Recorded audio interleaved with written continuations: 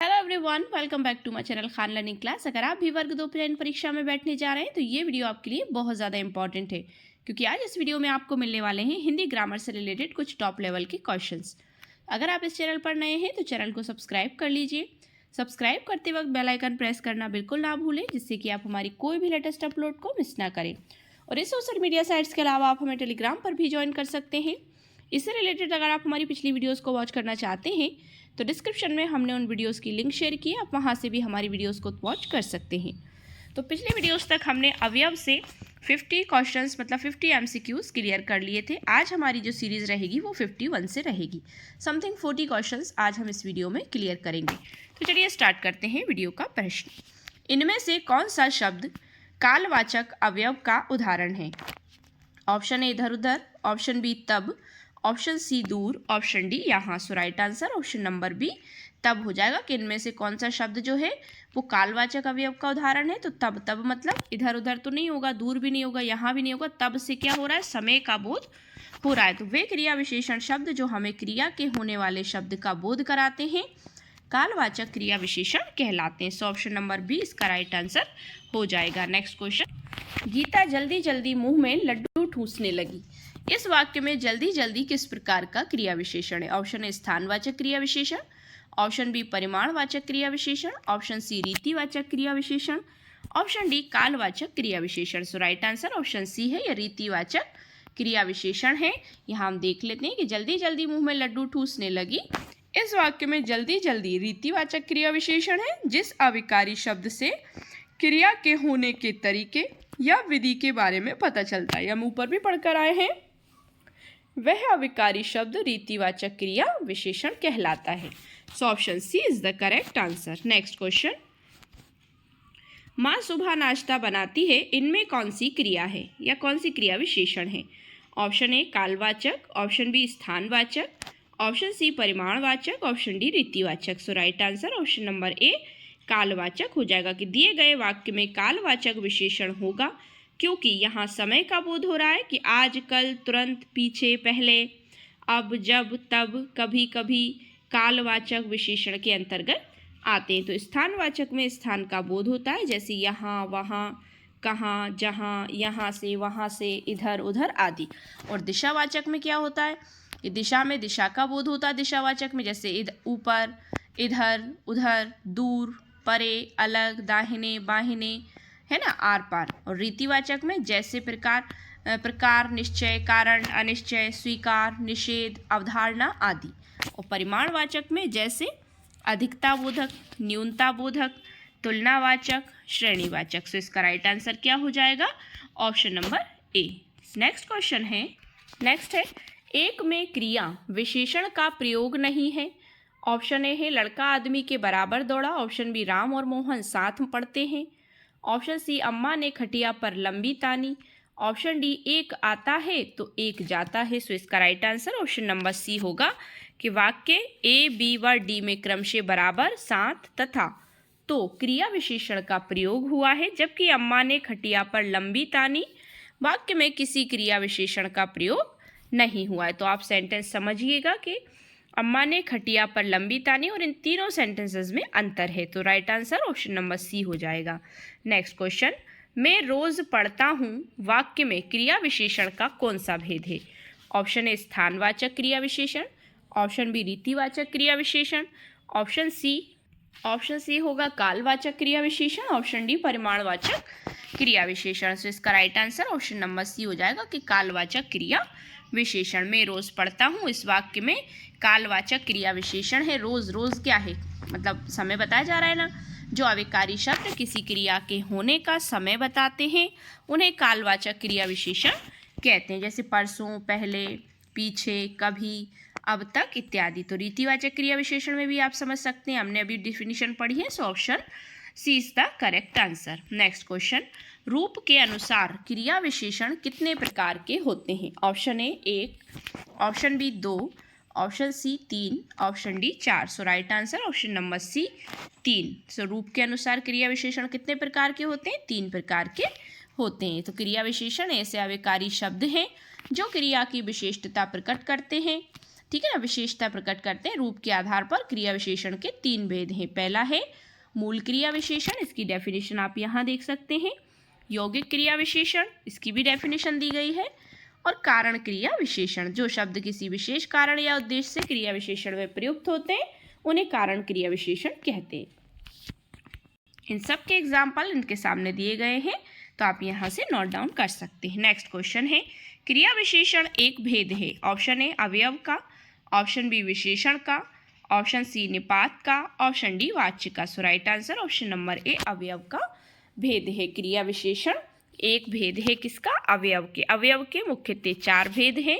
क्रिया विशेषण संबंध बोधक, समुच्चय बोधक, विस्मय आदि बोधक। तो किसी भी भाषा के वे शब्द जिनके रूप में लिंग वचन पुरुष कारक आदि के कारण कोई विकार उत्पन्न नहीं होता वे शब्द अवयव कहलाते। So option A is the correct answer.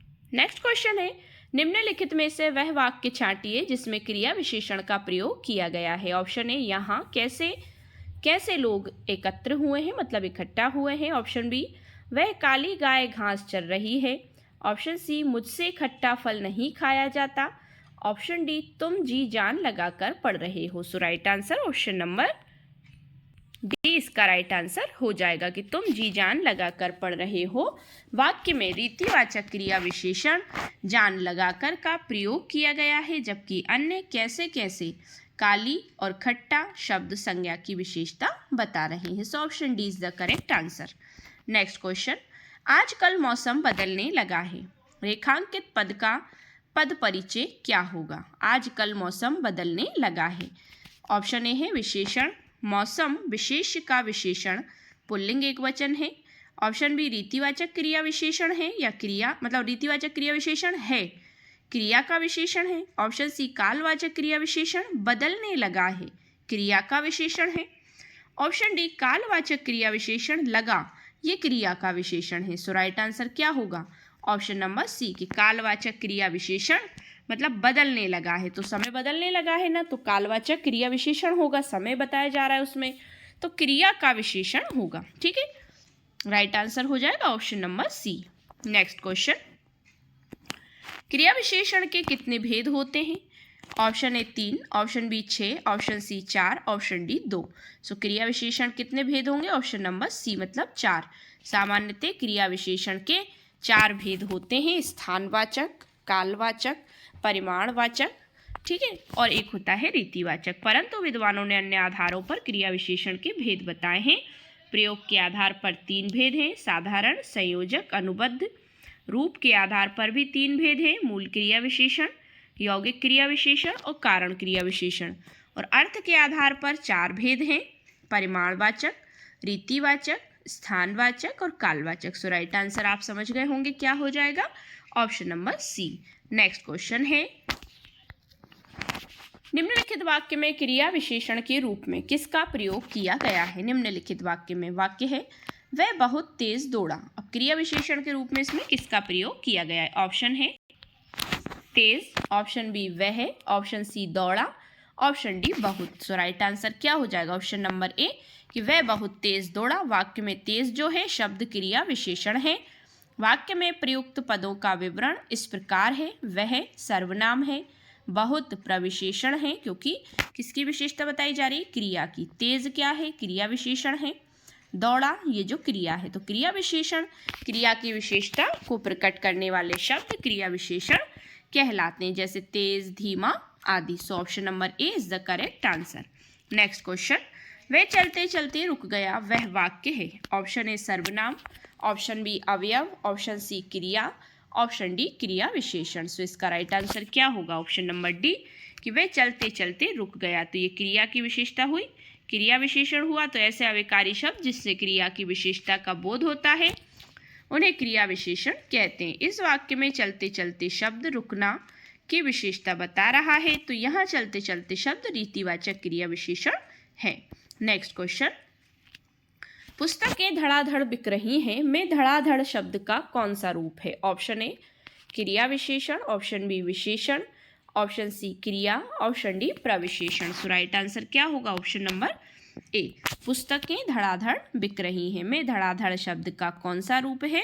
तो वो है option number A right answer option A हो जाएगा। तो ये शब्द क्रिया विशेषण है। जो शब्द क्रिया की विशेषता बताते हैं उन्हें क्रिया विशेषण कहते हैं। यहाँ धड़ाधड़ शब्द बिकना क्रिया की विशेषता बता रहा है। सो राइट आंसर ऑप्शन ए होगा। नेक्स्ट क्वेश्चन, जो शब्द क्रिया की विशेषता बताए उसे कहते हैं क्या? क्रिया विशेषण। ऑप्शन बी क्रिया रूप, ऑप्शन सी क्रिया भेद, ऑप्शन डी प्रतिक्रिया। सो राइट आंसर क्या होगा? ऑप्शन नंबर ए क्रिया विशेषण। जो शब्द क्रिया की विशेषता बताए उसे कहते हैं। ऑप्शन नंबर ए क्रिया विशेषण कहते हैं, ये तो हम सब जानते हैं। नेक्स्ट क्वेश्चन, वे एक सप्ताह बाद आया। इस वाक्य में कौन सा शब्द क्रिया विशेषण है? वे एक सप्ताह बाद आया। ऑप्शन ए वह, ऑप्शन बी एक, ऑप्शन सी बाद, ऑप्शन डी आया। तो आप समझ गए होंगे, ठीक है ना। तो राइट आंसर क्या हो जाएगा इसमें? ऑप्शन नंबर सी, वह एक सप्ताह बाद आया। वाक्य में बाद जो है शब्द क्रिया विशेषण है, ठीक है। तो सप्ताह बाद आया, तो बाद जो है वो क्रिया विशेषण है। जिन शब्दों से क्रिया की विशेषता लक्षित हो उन्हें क्रिया विशेषण कहते हैं। जैसे वह कल अवश्य आएगा, इस वाक्य में आएगा क्रिया है और अवश्य जो है उसकी विशेषता आते। अवश्य शब्द क्रिया विशेषण है। कुछ प्रमुख क्रिया विशेषण शब्द ये हैं: धीरे धीरे, कब, बाद, पर्याप्त, अवश्य आदि। सो राइट आंसर ऑप्शन सी होगा। नेक्स्ट क्वेश्चन, उसे धीरे धीरे लिखने की आदत है। ऑप्शन जो इसमें दिया है धीरे धीरे, अंडरलाइन जो वर्ड है, धीरे धीरे लिखने की आदत है। इसमें रेखांकित शब्द क्या है? ऑप्शन ए क्रिया विशेषण, ऑप्शन बी क्रिया, ऑप्शन सी सर्वनाम, ऑप्शन डी संज्ञा। सो राइट आंसर क्या होगा? ऑप्शन नंबर ए कि वह धीरे धीरे, उसे धीरे धीरे लिखने की आदत है। तो ये क्रिया विशेषता बताई जा रही, क्रिया की लिखने की विशेषता बताई जा रही है ना, कि धीरे धीरे लिखने की आदत है। तो जिस शब्द से क्रिया की विशेषता प्रकट हो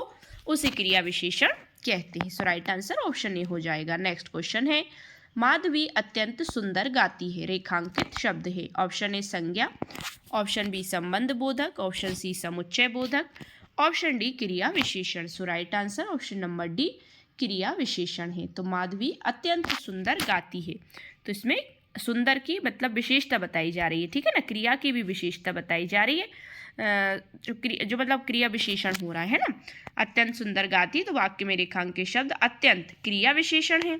वे शब्द जो क्रिया की विशेषता बताते हैं उन्हें क्रिया विशेषण कहते हैं। So right answer option D होगा। नेक्स्ट क्वेश्चन, लड़का जल्दी से लपक कर पहुंचा। वाक्य में जल्दी से पद का कौन सा भेद है? ऑप्शन ए योजक, ऑप्शन बी क्रिया विशेषण, ऑप्शन सी विशेषण, ऑप्शन डी सर्वनाम। So right answer option number B क्रिया विशेषण है। लड़का जल्दी से लपक कर पहुंचा, वाक्य में जल्दी से पद कौन सा भेद है? सो वो है ऑप्शन नंबर बी, लड़का जल्दी से लपक कर पहुंचा। तो वाक्य में जल्दी से पद क्रिया विशेषण है। सो ऑप्शन बी इसका राइट आंसर होगा। नेक्स्ट क्वेश्चन, निम्नलिखित में से क्या एक संयुक्त क्रिया विशेषण नहीं है? ऑप्शन ए प्रतिपल, ऑप्शन बी सांझ सवेरे, ऑप्शन सी कुछ ना कुछ, ऑप्शन डी वहां पर। तो इसका right answer option number D is the correct answer, कि वहां पर संयुक्त क्रिया विशेषण नहीं है, जबकि प्रतिपल, सांझ, सवेरे, कुछ ना कुछ तीनों संयुक्त क्रिया विशेषण के उदाहरण है। अतः जो शब्द संयुक्त क्रिया की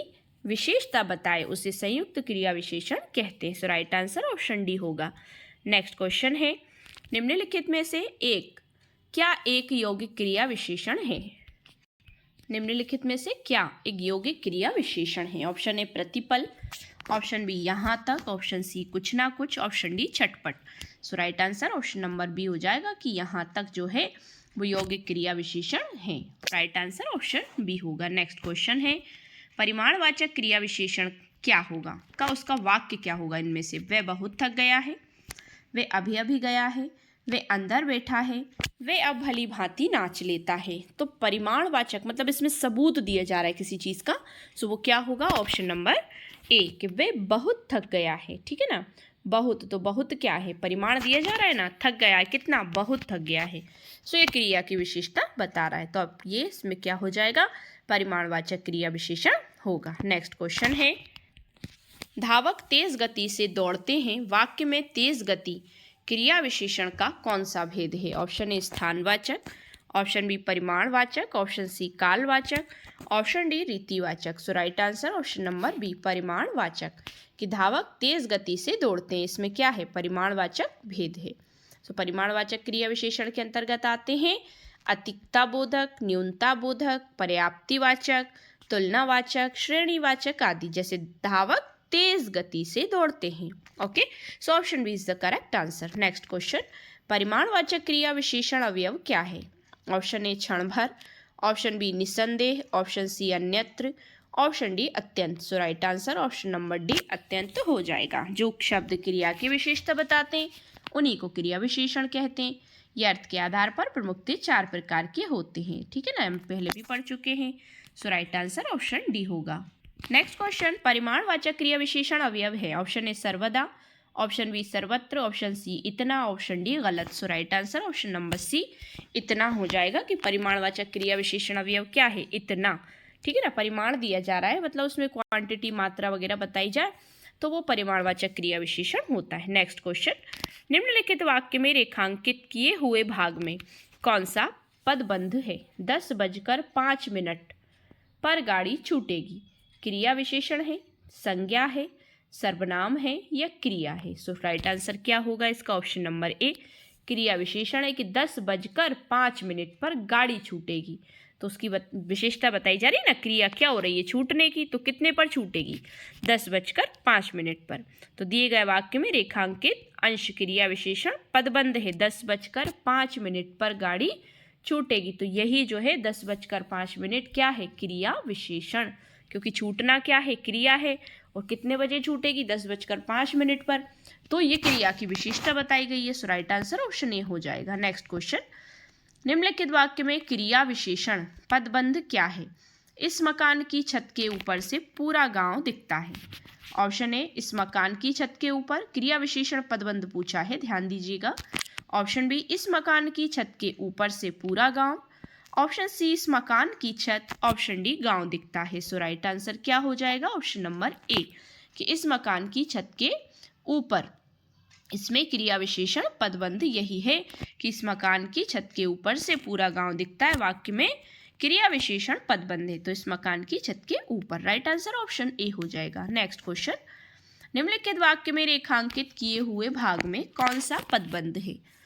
सेंटेंस है, मेरे गांव के चारों ओर। अब आप समझ गए होंगे, जंगल ही जंगल है क्रिया विशेषण है, सर्वनाम है, विशेषण है या क्रिया है? तो इसमें क्या बताया गया है? ऑप्शन नंबर ए क्रिया विशेषण। जैसे अभी अभी एक सेंटेंस हम ऊपर भी पढ़कर आए थे इससे रिलेटेड, मेरे गांव के चारों ओर, ये क्या है? क्रिया विशेषण है, ठीक है। तो क्या है? जंगल ही जंगल है। तो वाक्य में रेखांकित भाग मेरे गांव के चारों ओर में क्रिया विशेषण पदबंध है। वे पदबंध जो वाक्य में क्रिया विशेषण यानी क्रिया की विशेषता बताने वाले हों, उनका कार्य कर रहे हों या करते हो, वो क्रिया विशेषण पदबंध कहलाते हैं। पदबंध क्या होते हैं वो भी देख लीजिए। वाक्य में प्रयुक्त विभिन्न पदों के समूह को पदबंध कहते हैं। पद क्या है? जैसे मेरे, ठीक है ना, गांव। अब इन सभी को जोड़कर जो सेंटेंस बना है मेरे गांव के चारों ओर, तो ये पदबंध हो गया। सो इसी को हम पदबंध कहते हैं। So right answer option A होगा। नेक्स्ट क्वेश्चन, नेक्स्ट है, निम्नलिखित वाक्य में क्रिया विशेषण पदबंध क्या है? उस पहाड़ी के पीछे मेरा गांव है। ऑप्शन ए उस पहाड़ी के पीछे, ऑप्शन बी उस पहाड़ी, ऑप्शन सी मेरा गांव है, ऑप्शन डी के पीछे। सो राइट आंसर ऑप्शन ए हो जाएगा कि उस पहाड़ी के पीछे मेरा गांव है। इसमें क्रिया विशेषण पदबंध है। राइट आंसर ऑप्शन ए हो जाएगा। डेफिनेशन आप चाहें तो यहाँ से नोट डाउन कर सकते हैं। नेक्स्ट क्वेश्चन, निम्नांकित वाक्यों में क्रिया विशेषण युक्त वाक्य कौन सा है? ऑप्शन ए मैं कल नहीं जाऊंगा, ऑप्शन बी ये फूल सुंदर है, ऑप्शन सी लड़का रोते रोते घर पहुंचा, ऑप्शन डी आज शाम को मत आना। सो राइट आंसर ऑप्शन सी हो जाएगा कि निम्नलिखित या निम्नांकित वाक्यों में क्रिया विशेषण युक्त वाक्य कौन सा है? Option number C. दिए गए वाक्य में लड़का रोते रोते घर पहुंचा, वाक्य में रोते रोते शब्द जो है वो क्रिया विशेषण है, तो जबकि अन्य तीनों वाक्यों में कोई क्रिया विशेषण नहीं है। So option C is the correct answer.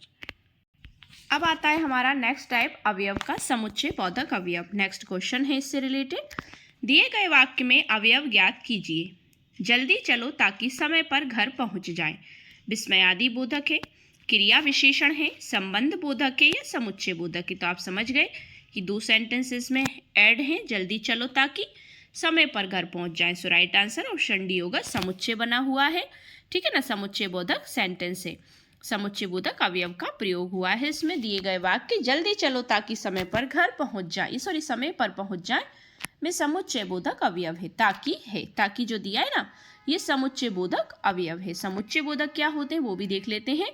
ऐसे शब्द जो दो या दो से अधिक शब्द, वाक्य या वाक्यांश को जोड़ने का काम करते हैं वे समुच्चय बोधक कहलाते हैं। जैसे और, वा, एवं, तथा, या, अथवा, किंतु, परंतु, की, क्योंकि, जो कि, ताकि, हालांकि, लेकिन, अतः, इसलिए, ये सारे शब्द जो हैं ये समुच्चय बोधक के अंतर्गत आते हैं। So right answer option D होगा। नेक्स्ट क्वेश्चन है, समानाधिकरण किस अवयव का भेद है? ऑप्शन ए समुच्चय बोधक, ऑप्शन बी क्रिया विशेषण, ऑप्शन सी संबंध बोधक, ऑप्शन डी विस्मयादि बोधक। सो राइट आंसर समानाधिकरण किस अवयव का भेद है? ऑप्शन ए समानाधिकरण जो है वो समुच्चय बोधक का भेद है। ठीक है ना, समुच्चय बोधक अवयव का भेद है। समुच्चय बोधक अवयव का भेद हो जाएगा जिन शब्दों से समान अधिकार के अंशों को जोड़ने का पता चलता है उन्हें समानाधिकरण समुच्चय बोधक अवयव कहते हैं। जहाँ पर किंतु, और, या, अथवा, तथा, परंतु व लेकिन, इसलिए, अतएव एवं आते हैं वहाँ पर समानाधिकरण समुच्चय बोधक अवयव कहलाता है। So option A is the correct answer. Next question है जो शब्द वाक्यांशों, वाक्य तथा शब्दों को जोड़ते हैं उन्हें क्या कहते हैं? ऑप्शन ए व्यधिकरण, ऑप्शन बी संबंधीकरण, ऑप्शन सी समानाधिकरण, ऑप्शन डी समुच्चय बोधक। सो राइट आंसर क्या होगा? ऑप्शन नंबर डी, कि जो शब्द वाक्यांशों, वाक्य तथा शब्दों को जोड़ते हैं उन्हें क्या कहते हैं? तो उन्हें कहते हैं समुच्चय बोधक। अभी अभी हम ऊपर डेफिनेशन पढ़कर आए हैं। So right answer option D हो जाएगा। जैसे राम ने खाना खाया और सो गया, तो और क्या है? समुच्चय बोधक है। श्रुति और गुंजन पढ़ रहे हैं, तो दोनों वाक्य जुड़ रहे हैं। जब व्याधिकरण, समानाधिकरण समुच्चय बोधक अवयव के भेद हैं। नेक्स्ट क्वेश्चन, मैंने तुम्हें पढ़ाया इसलिए तुम उत्तीर्ण हो गए में कौन सा शब्द समुच्चय बोधक अवयव है? ऑप्शन ए पढ़ाया, ऑप्शन बी इसलिए, ऑप्शन सी हो गए, ऑप्शन डी तुम। तो मैंने तुम्हें पढ़ाया इसलिए तुम उत्तीर्ण हो गए। सो राइट आंसर क्या होगा? ऑप्शन नंबर बी, इसलिए जो है वो समुच्चय बोधक है क्योंकि ये दोनों सेंटेंसेस को जोड़ रहा है। मैंने तुम्हें पढ़ाया इसलिए तुम उत्तीर्ण हो गए, तो वाक्य में इसलिए समुच्चय बोधक अवयव है। ठीक है, option B is the correct answer. Next question है, समुच्चय बोधक को कहते हैं? ऑप्शन ए अविकारी, ऑप्शन बी विकारी, ऑप्शन सी दोनों, ऑप्शन डी कोई नहीं। So right answer option number A अविकारी कहते हैं। मतलब समुच्चय बोधक को अविकारी शब्द भी कहते हैं। दो वाक्यों को परस्पर जोड़ने वाले शब्द समुच्चय बोधक अवयव कहे जाते हैं। ये सदैव अपरिवर्तित अविकारी रहते हैं। जैसे आंधी आई और पानी बरसा, यहाँ और शब्द समुच्चय बोधक अवयव है क्योंकि यह पद दो वाक्यों यानी आंधी आई, पानी बरसा को जोड़ता है। ठीक है, so option is the correct answer. Next question है, कौन सा समुच्चय बोधक अवयव नहीं है? ऑप्शन ए अर्थात, ऑप्शन बी अतएव, ऑप्शन सी अथवा, ऑप्शन डी आजन्म। So right answer option number D आजन्म हो जाएगा। उपर्युक्त विकल्पों में से आजन्म शब्द समुच्चय बोधक अवयव नहीं है। शेष शब्द अर्थात, अतएव, अथवा समुच्चय बोधक अवयव है। समुच्चय बोधक ऐसे पद अवयव होते हैं जो दो या दो से अधिक वाक्यों या पदों को परस्पर जोड़ते हैं। इनके भेद हैं समानाधिकरण समुच्चय बोधक और व्याधिकरण समुच्चय बोधक। So option D is the correct answer. Next question is that, निम्नलिखित में से कौन स्वरूपवाचक व्याधिकरण समुच्चय बोधक अवयव नहीं है? ऑप्शन ए मानो, ऑप्शन बी यानी, ऑप्शन सी की, ऑप्शन डी जब। सो इसका right answer option number D हो जाएगा कि दिए गए विकल्पों में जब स्वरूप व्याधिकरण समुच्चय बोधक अवयव नहीं है, जब शब्द कालवाचक अवयव है, जबकि मानो, जो, यानी आदि स्वरूपवाचक व्याधिकरण समुच्चय बोधक अवयव है। जिन शब्दों के रूप में लिंग, वचन, कारक आदि के कारण कोई परिवर्तन या विकार ना हो उन्हें अवयव कहते हैं। So right answer option D हो जाएगा। नेक्स्ट क्वेश्चन है, नेक्स्ट क्वेश्चन, विरोध दर्शक, ब्लैंक छूटा है पहले, विरोध दर्शक समुच्चय बोधक अवयव नहीं है। ऑप्शन ए पर, ऑप्शन बी बल्कि, ऑप्शन सी वर्ण, ऑप्शन डी अतएव। So right answer option number D अतएव जो है वो विरोधवाचक समुच्चय बोधक अवयव नहीं है, अपितु या बल्कि परिणाम व दर्शक समुच्चय बोधक अवयव है, जबकि पर, बल्कि तथा वर्ण विरोधवाचक समुच्चय बोधक है। मतलब ये किसी पर विरोध के उसमें काम आते हैं। जैसे पर बल्कि, वरन, ये सारी चीज़ें। अपितु जो है मतलब इसमें जो ऑप्शन डी है अतएव, अपितु परिमाणदर्शक समुच्चयबोधक अवयव है। सो राइट आंसर ऑप्शन डी होगा। नेक्स्ट क्वेश्चन इज दैट निम्नलिखित में से क्या परिणाम दर्शक अवयव है? ऑप्शन ए लेकिन, ऑप्शन बी नहीं नहीं, ऑप्शन सी और, ऑप्शन डी फलते। So right answer option number D होगा कि दिए गए विकल्पों में फलते शब्द परिणाम दर्शक अवयव हैं, जबकि शेष लेकिन, नहीं नहीं और तीनों असंगत हैं। Right answer option number D होगा। नेक्स्ट क्वेश्चन इज दैट रोगी को थोड़ा थोड़ा पानी पिलाओ। पेशेंट है तो हम उसे थोड़ा थोड़ा पानी पिलाएंगे ना, एक साथ तो नहीं पिलाएंगे।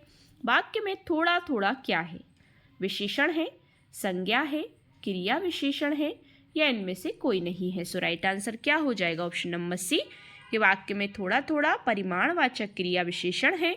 परिमाणवाचक क्रिया विशेषण जो अविकारी मतलब थोड़ा थोड़ा परिमाणवाचक क्रिया विशेषण है ना, यह क्रिया विशेषण है जो अविकारी शब्द क्रिया के परिणाम अथवा निश्चित संख्या का बोध कराते हैं, उन्हें परिमाणवाचक क्रिया विशेषण कहते हैं। So option C is the correct answer. Next question, next है ब्लैंक संकेतवाचक अवयव नहीं है। ऑप्शन ए यद्यपि, ऑप्शन बी तथापि, ऑप्शन सी तब, ऑप्शन डी ताकि। सो राइट आंसर क्या होगा इसका? ऑप्शन नंबर डी ताकि।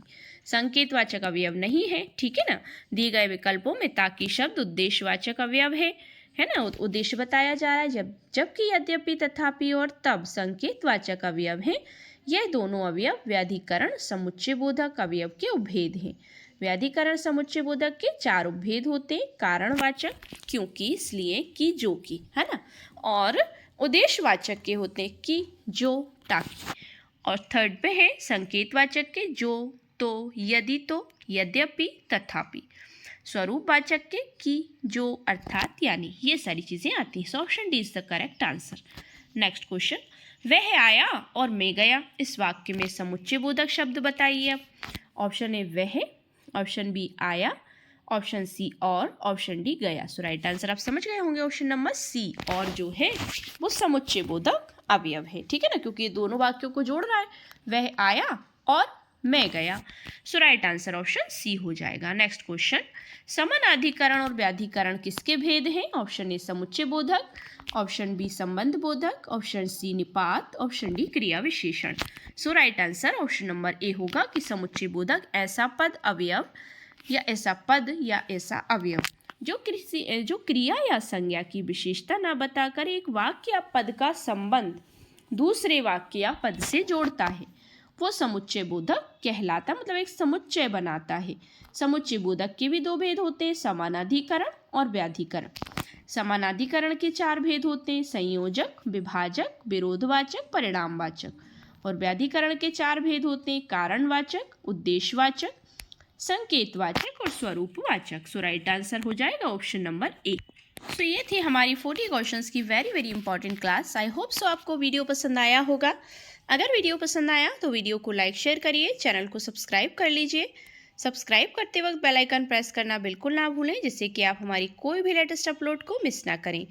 इससे रिलेटेड और वीडियोस, मतलब इससे रिलेटेड अभी हमारे अवयव के कुछ और टाइप्स भी बाकी हैं, तो उन्हें हम नेक्स्ट वीडियो में देखेंगे। इनके और टाइप्स जानने के लिए पार्ट 2 वीडियो हमारी आएगी, तो उसमें आपको और पार्ट्स के मिलेंगे और सारे MCQs जो हैं वो उसी में वीडियो में देखने को आपको मिलेंगे। तो इसके लिए आपको हमारे चैनल को सब्सक्राइब कर लीजिए। सब्सक्राइब करते वक्त बेल आइकन प्रेस करना बिल्कुल ना भूलें, जिससे कि आप हमारी कोई भी लेटेस्ट अपलोड को मिस ना करें। Thanks for watching my video and see you again with the next video. Thank you so much once again.